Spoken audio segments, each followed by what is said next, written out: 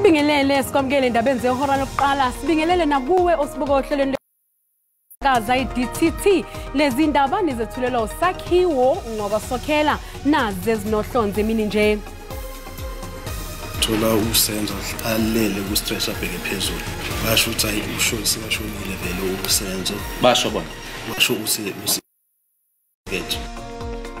Ufakazi omusha wombuso usayitsheni uTimothy Mathebula useqala ukwethula ubufakazi ecaleni lokubulawa kwalo wabengunozinto Orlando Pirates nebafana bafana usenzo meyiwa. When this part of the process is complete, please judge the politicians sitting at this table today on whether their outcomes promise greater hope and tangible improvements. Uqalile umhlangano wamaqembu aphikisayo ayisikhombisa wokubhunga ngendlela yokubambisana okhethweni kazwelonke ngonyaka ozayo ngenhloso yokugudluza iANC njengeqembu elibusayo.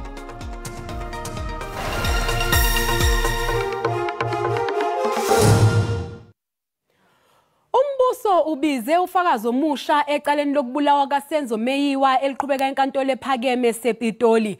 Usayitsheni uTimothy Mathebula wabe yingxenye yamaphoyisa ebizelwa endaweni yesigameko kungakapholi maseko kudutshula uSenzo Meyiwa. Usayitsheni uMathebula utshele enkantolo ukuthi ngesikhathi befika ihlandla lokuqala emzini wakwaKhumalo kwadutshulelwa kuwo Meyiwa akukho kwakukhomba ukuthi kube nesehlakalo sokudubula kanti bafika esevele seshonile esibhedlela ngesikhathi bezama ukulandela ngalesi sigameko.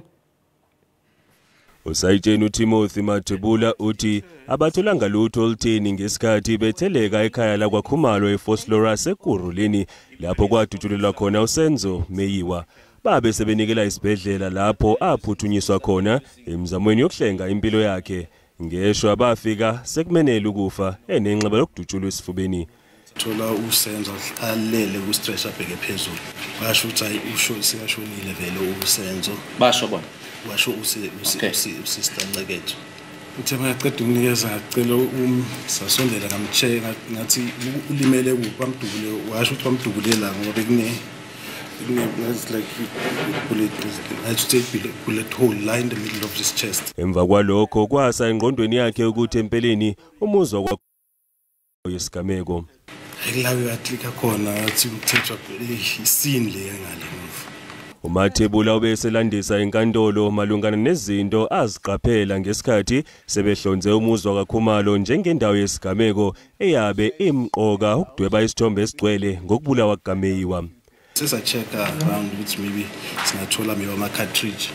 Themba sa check la binesigqoko khona sathola bullet projectile. Themba check sathola bekunelona ngathi umnyango wasekitchen udamejekile nje yana. Themba check la ngathi siyathola ama blood stain nase dining room. Ilicala ke liyaqhubeka kanti kubukeka sengathi abameli babamangalelwa bafuna ukwazi ukuthi amaphoyisa aqinisekisa kanjani ukuthi indawo yesigameko ivikelekile ukugwema ukuphazanyiswa kubufakazi.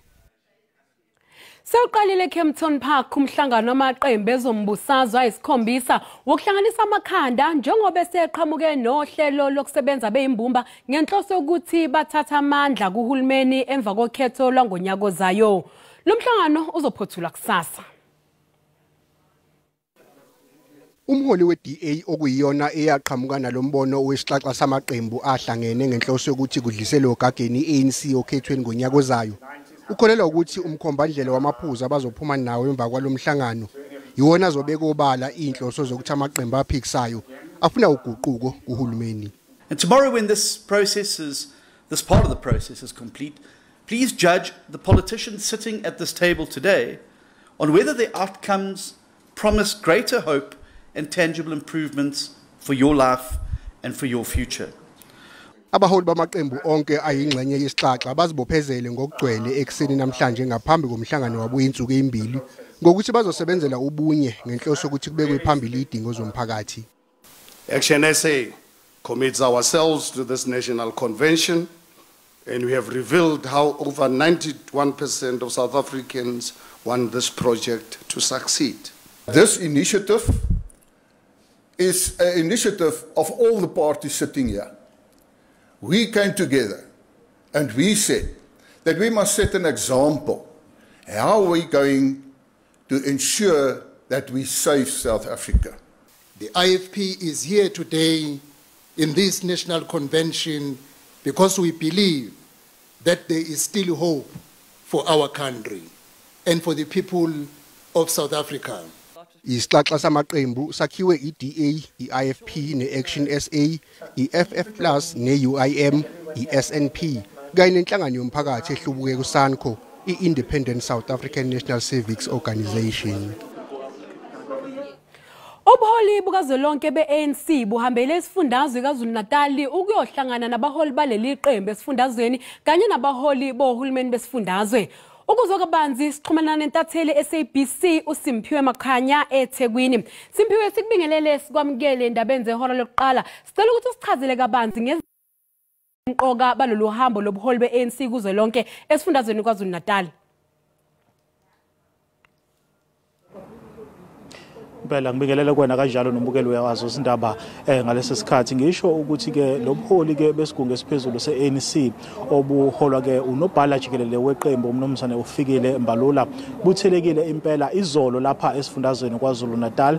Izolo ke sike sababona ke labaholi belapha kwaNongoma lapha ehlalankosi kwakhangela amankengane nalapho khona ke ebebeyokotha ke isilo uMisuzulu kaZwelithini. Uzokhumbula ke ukuthi phela ke iqembu iAfrican National Congress likholelwa kakhulu ekutheni ke lisebenzisane nezinhlaka zobuholi bomdabu ilo ke umsebenzi leliqembu ebeliyowenza ke izolo lapha kwaNongoma. Kepha ke uma uza kulomhlangano ke oqhubekayo lapha enkabeni yeTheku namhlanje ngingasho ukuthi ke lobuholi njengamanje busasengatheke izingxoxo esingathi ke nabaholi beANC lapha esifundazweni abaholwa ke umnomzane ke uDuma bese kuba ke khona umnomzane ke unobhala ubheke imtolo kanjalo ke nezinye ke izikhulu zalo ke iqembu lapha esifundazweni ukuza ke kule sifundazwe kwesigungu esiphezulu seANC kumqoka kakhulu ngoba phela umbukeli uzokhumbula ukuthi iANC ke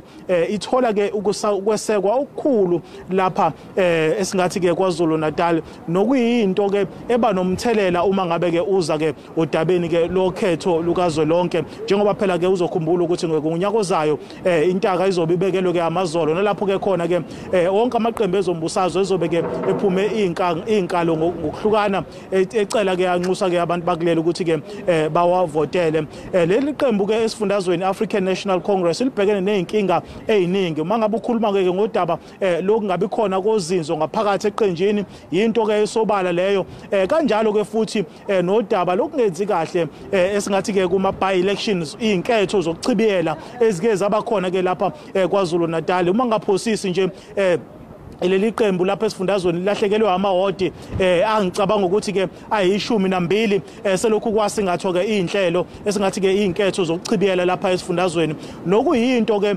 ekhathaza kakhulu ke izikhulu zeqembu lapha ke kuzwelonke ngoba phela uyazi ukuthi ke uma ngabe abantu ke bengaphumi ukuyolivotela iqembu kuzobe kusho ukuthi ke lona iqembu angeke lenze kahle ukhethweni likazwelonke ke njengoba ke sibheke kulona ngonyaka ozayo. Kepha ke esingakusho ukuthi kusasa ikhulu zaleli qembu uzoba nesithangami sebezindaba nalapho khona ke bazobe sebesitshela ke ukuthi lemhlangano uchungechunge ihambe kanjani nabaholi balo iqembu lapha esifundazweni ngibusela intambo egoli.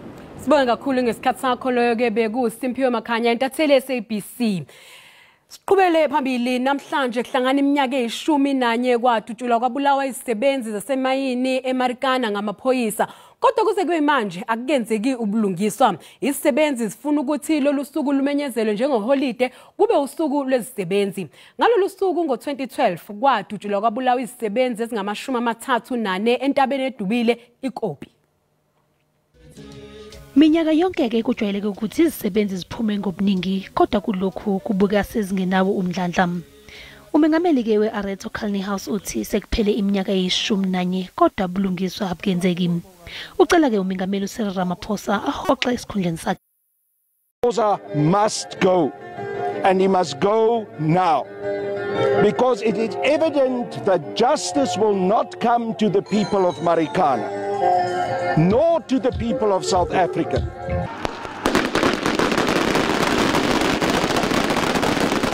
Unobhala wesifunda uthi labo abathintekayo ekubulaweni kwezisebenzi kufanele bashushiswe.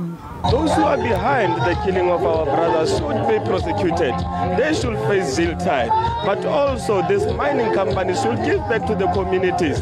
They should give back to those families that have lost the breadwinners in their houses. They've lost fathers, they've lost brothers, and mothers are left alone. Children are left fatherless. No one went back to those families to ensure that they are well taken care of. Iphini likaMengameli we-AMCU lithi basagcizelela ukuthi lolu suku luhlonzwe njengeholiday. We expect them once again to call for this day to be a public holiday, to call this day to be a workers' day. Umengameli ke we-AMCU Joseph Mathunjwa kulindele ukuthi ethule inkulumo yosuku.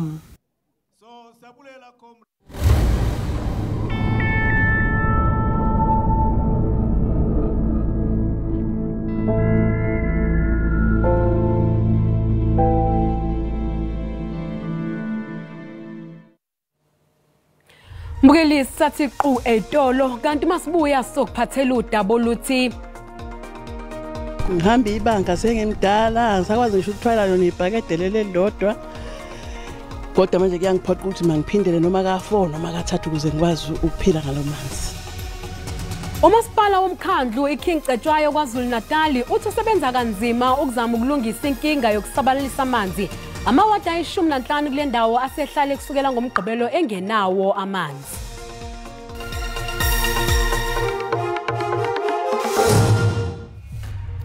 Mbukeli sikubingelele sikwamukela uma ngabe usanda kungena odabeni oluhambe phambili besibike ukuthi ufakazi wombuso omusha uSergeant Timothy Mathebula useqalile ukwethula ubufakazi ecaleni lokubulawa kalo abengunozinto Orlando Pirates nebafana uSenzo Meyiwa. Bukela sikukhumbuza ukuthi lezi ndaba zikhona na ku YouTube ngena kuyona uzicinge ngamagama athi SABC izindaba na kanjani uzozithola. Ufakazi wombuso we-13 ecaleni elibhekene nomfundisi uTimothy Omotoso uyaqhubeka nokuhlonywa imibuzo ummeli womsolwa kuleli cala. Ndiyazibusela namhlanje i-defense lawyer Peter Dobman ubuze uSheryl Zondi ukuba kutheni angazange kubhalwe phansi kwingxelo yakhe yayenziwa ngu-Advocate Ntelwa no-Police Brenda ukuba waxhatshazwa ngokwesondo, in other words there was penetration ngexesha i-sexual assault. Wathi ke nake uSheryl Zondi wayithetha lento but wathi ke le penetration happens slightly, so mhlambi that's the reason why zange bayibhale phansi kwi-statement sakhe awasenza yena ku-Advocate Ntelwa ku-Police Blender. Waphinda wabuza ke ngoku Peter Dobman ukuba xa waxhatshazwa ngokwesondo ngo-2013 why did you go back kule xawa i1 uyazi ukuba lo mfundisi othi wena uxhatshazile ngokwesondo uzophela uphinda uxhatshazwe.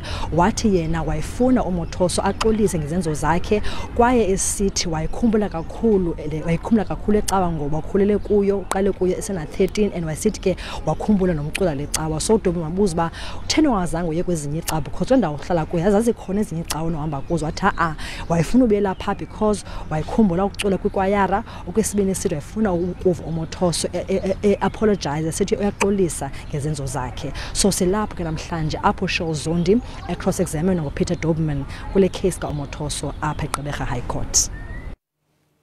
Ubhacile uthisha neminyaka ngama-30 waseGwanju esifundazweni Eastern Cape njengoba esabela impilo yakhe emva kokusongelwa yisoka lakhe lakudala elake laboshwa ngensolo zokuthi lihlasele lo thisha ngocelemba. Letitshalakazi yaba lixhoba lokubethwa yenzakaliso kanobomi yazi yamabokoboko ubuso yafumana nengozi enhloko. Konke oku kusenziwa indoda ethi yamthanda. Emveni koko yamxabela ngentsimbi ebukhali yamchiya isithi ubhubhile. Ndaye nabethwa nahlaselwa nguNathi Gangi kumhla we-9 kaMeyi. Wanihlasela wanibetha ngentsimbi namaplanga, wanibetha wathi waziyekela wonela. Dakwazi ke uzimela phansi kwebhedi. Umkhanelwa ongaphandle uthe qolo ukuthumela imiyalezo egrogrisa ngokuthatha ubomi bukaPamela nomntana wakhe. Because Uzasibona ngasekubulala okanye kakho ikhona nje zakhaleka kodwa kanye ngumlelo mntana kwenhloko.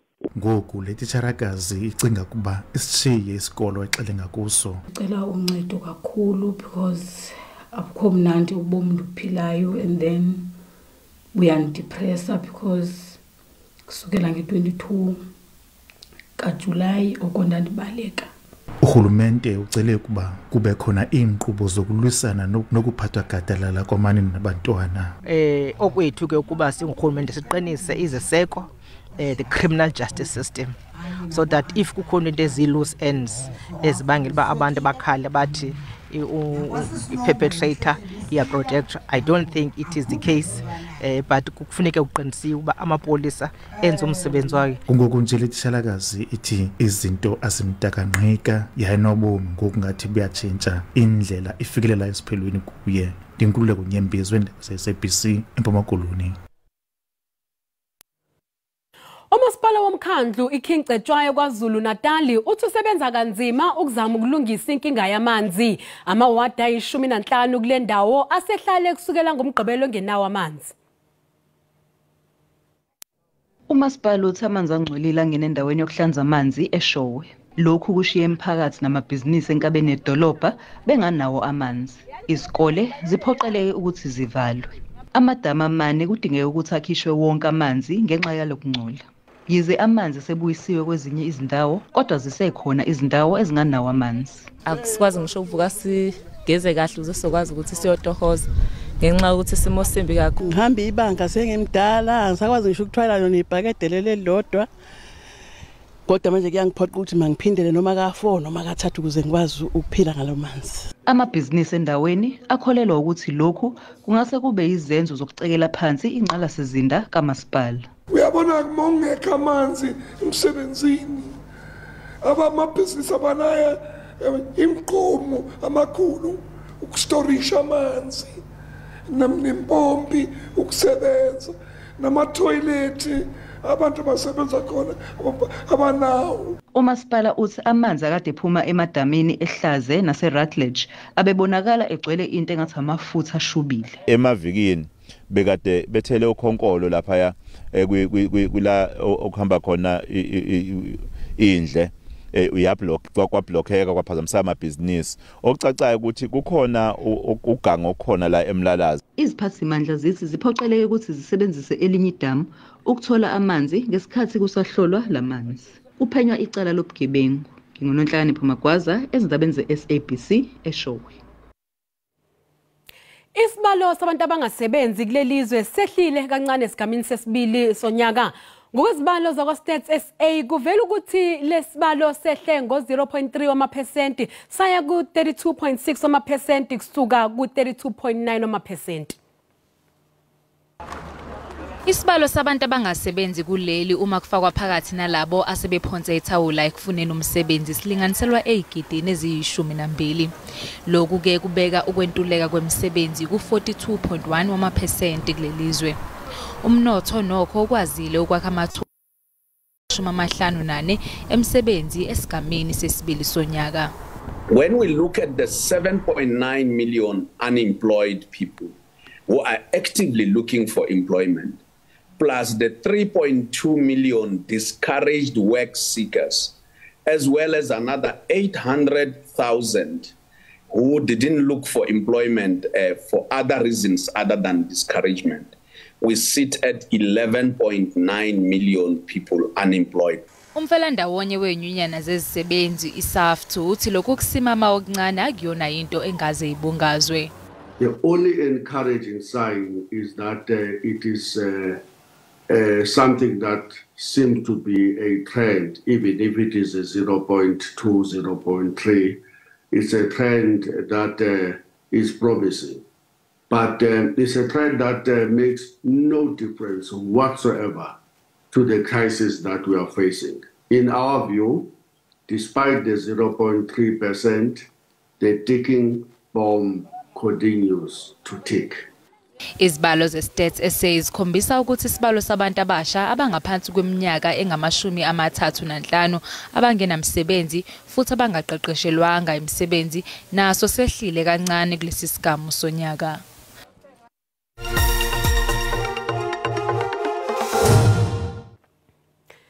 Lusephezulu uhebo le-rand ezimakethe ngalesi sikhathi.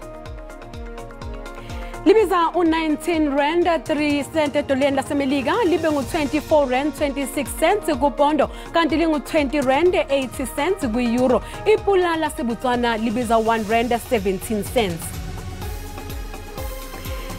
Isephansi inkomba yezabelo JSE ngalesi sikhathi. Igolide libiza $1,904 i-ounce, iplatinum yona ibiza $891 i-ounce, oil ongahluziwe ubiza $84.96 umphongolo. Mbukela umhlahlo wesimo sezulu uyalandela ngemva kwekhefu.